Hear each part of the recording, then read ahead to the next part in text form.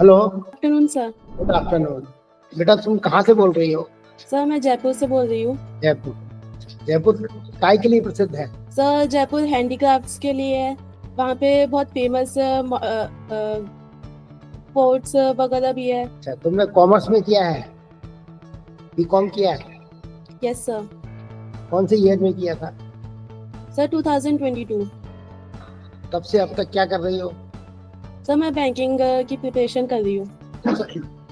2 साल से है? Yes sir. अच्छा अच्छा अच्छा। अच्छा ये बताओ, हम कोई बिजनेस कर रहे हैं और हमको कहीं से 10,000 किसी व्यापारी ने हमको किसी का हमको दिया है, वो हम बैलेंस शीट में कहाँ शो करेंगे? सर हमको दिया या हमने दिया है? नहीं, हमको मिला है। हमको मिला है तो सर वो हमें लाइबिलिटीज में शो करने होंगे। सर हमने लिया है तो फिर वो हमारे लिए लोन हुए। नहीं, हमने मान लो कोई चीज बेची किसी को और उसका पैसा हमको मिला। सर वो एज एसेट इन कैश में शो होगा। होगा तो डेबिट साइड होगा, क्रेडिट साइड होगा? Debit side. क्या प्रिंसिपल है इसका? कौन सी चीज डेबिट आएगी, कौन सी क्रेडिट आएगी? सर कैश जो है वो sir I am not able to recall it right now but I will check it later on. अच्छा अच्छा। Debit what comes in, credit what goes out. एक बड़ा प्रिंसिपल है। Yes sir. आरआरबी कब शुरू हुए थे? सर 2 अक्टूबर 1973। 73 में? अच्छा सही। You are confident? Yes sir. कि 75 में हुए थे? सर 73 नहीं सर आरआरबी एक्ट 1975 में हुआ था ना, आरआरबी एक्ट तो 76 में हुआ। सॉरी सर कंफ्यूजन हो गया। नहीं। अच्छा, और सबसे पहले कितने आरआरबी बने थे? Sir no idea. What for RRB came into existence? Sir mainly for farmers. Sir जब स्टार्टिंग में कमर्शियल बैंक्स भी थे बट उनका जो था फार्मर्स भी थे, इंडस्ट्रीज भी थी, पर फिर आरआरबी मेनली फार्मर्स के लिए बनाए गए थे ताकि जो फार्मर्स है जो फार्मर्स के लिए।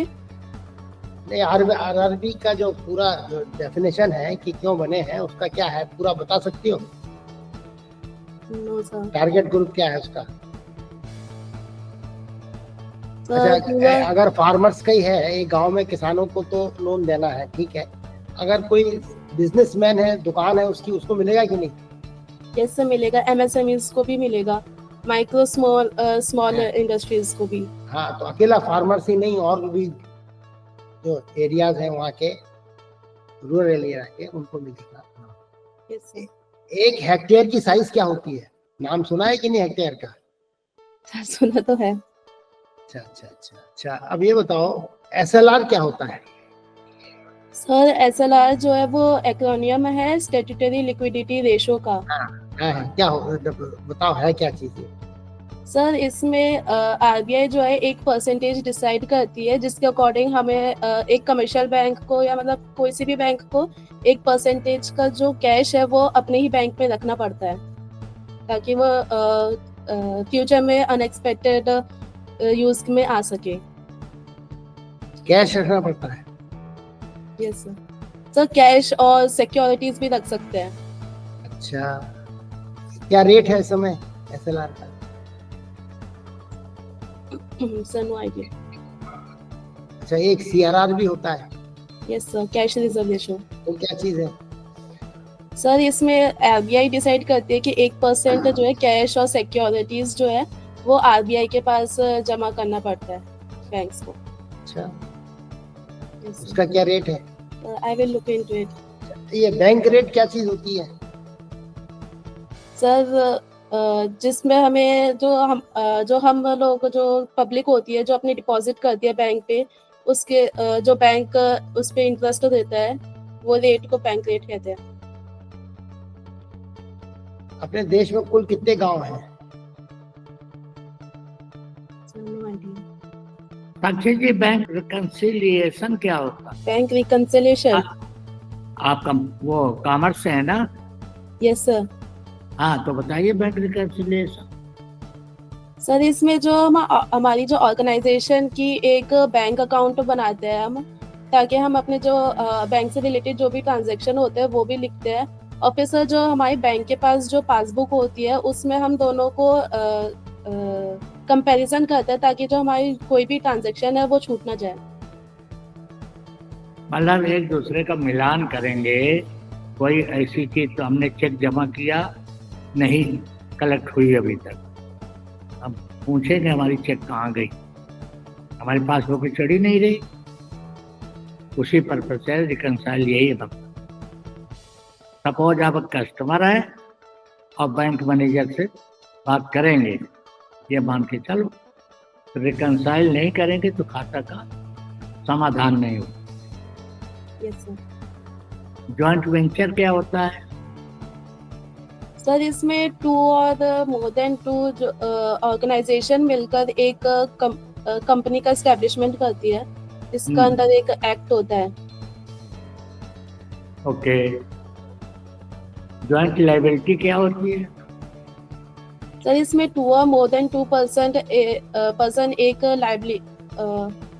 एक लाइबिलिटी में मतलब अपना जॉइंट जो है शेयर करते हैं, ताकि जो हमें आगे चलकर जो हमें उस लाइबिलिटी को जब रिपेमेंट करना होगा तब वो सारे मिलकर एक साथ करेंगे रिपेमेंट। जॉइंट लायबिलिटी क्या होगा? कोई ग्रुप होगा? सर इसमें जो एक लाइबिलिटी है ना, उसमें 2 और मोर देन 2 पर्सन को एक साथ मिलकर रिपेमेंट करना होता है। किस चीज का? सर जो हमारी लाइबिलिटी है, जैसे कोई लोन। अरे लोन का। एसएचजी क्या होता है? सर इसमें 2 और मोर देन 2 पर्सन मिलकर एक ग्रुप बनाते हैं, जिसमें उनका एक पर्पस होता है करना। ये जो ज्यादातर है वो वुमेन्स बनाती है। इससे हमें एम्पावरमेंट की जो है वो हमारा इंक्रीज होता है, और ये इनका मेन पर्पस होता है सेविंग्स करना। ठीक है। एसएचजी का फाउंडर कौन है? Sir no idea. अरे कौन जन्मदाता है इसका? No idea. I will look into it later on. अरे वहाँ का बांग्लादेश का जो था, याद है? वहाँ शुरू हुआ। कौन व्यास था? नहीं बताया गया, पढ़ लेना। Yes sir. है? Yes sir. रिवॉल्विंग फंड क्या होता है? एसएचजी के जो खाता खोलते हैं। अच्छा, नाबार्ड क्या होता है? सर नाबार्ड जो है national agriculture board for rural development. Sir ये रूरल डेवलपमेंट पे अरे इसका ठीक से बस, जल्दी नहीं, नाबार्ड का फुल फॉर्म बताओ धीरे धीरे। National agriculture board for agriculture and rural development.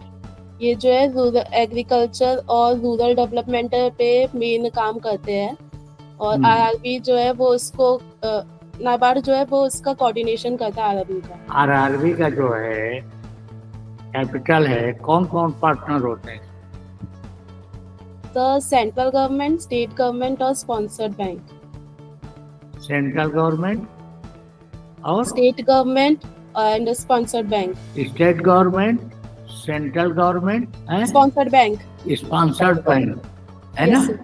ये तीनों का रेशियो क्या है? इसका जो कैपिटल है कोई पर्टिकुलर वो है कि 35% इसका होगा, 50%। सेंट्रल गवर्नमेंट की कौन सी एजेंसी है? State government. तो सेंट्रल गवर्नमेंट का 51% है, स्टेट गवर्नमेंट का 15% है और स्पॉन्सर्ड बैंक का 35% है। बट ये जो है रिवाइज हो गया है, तो अब सेंट्रल गवर्नमेंट और स्पॉन्सर्ड बैंक का मिलाकर 51% हो सकता है, मिनिमम 51%। ओके। अब सेंट्रल गवर्नमेंट की कौन सी एजेंसी काम कर रही है? हमको अगर आरआरबी है, आरआरबी में जा रहे हैं, हमें कुछ कहना होगा, किससे कहोगे? सेंट्रल। एक तो स्टेट गवर्नमेंट से, मुख्यमंत्री से बात कर लोगी। सेंट्रल गवर्नमेंट का प्राइम मिनिस्टर से बात करो। अभी कह रहे हो नाबार्ड, ये नाबार्ड अभी जो है बात हो रही नाबार्ड की, तो ये सेंट्रल गवर्नमेंट की बॉडी है नाबार्ड। Okay sir. और स्टेट गवर्नमेंट का कुछ कहने नहीं। स्पॉन्सर बैंक है, मान लीजिए आप आरआरबी में बैंक ऑफ बड़ौदा से हैं, Yes, ये sir. स्टेट बैंक से है, वो शेयर देगा 15%। तो तीनों के लिए देखो हमें स्पॉट लेवल पे किससे बात करनी है। Okay, sir. आप आरआरबी ऑर्गेनाइजेशन में जा रहे हैं, Yes, ये sir. तो मालूम है सेंट्रल गवर्नमेंट, दिल्ली से कोई मतलब नहीं, वो नाबार्ड सीधे वहां से रिजर्व बैंक के थ्रू सारा फंड लेगी। सेंट्रल गवर्नमेंट के बाद जो है ये रिजर्व बैंक के थ्रू ही देगी। नाबार्ड जो है ये सेंट्रल बैंक का ही एक ब्रांच समझ लो। Okay, sir. हाँ, इसको पहले ARDC कहते थे। Yes, sir. इसे नाबार्ड का पूरा नाम क्या बताया तुमने? नेशनल एग्रीकल्चर बोर्ड फॉर ये बोर्ड है, ये बोर्ड है कि कुछ और है? बोर्ड ही है। Bank, bank.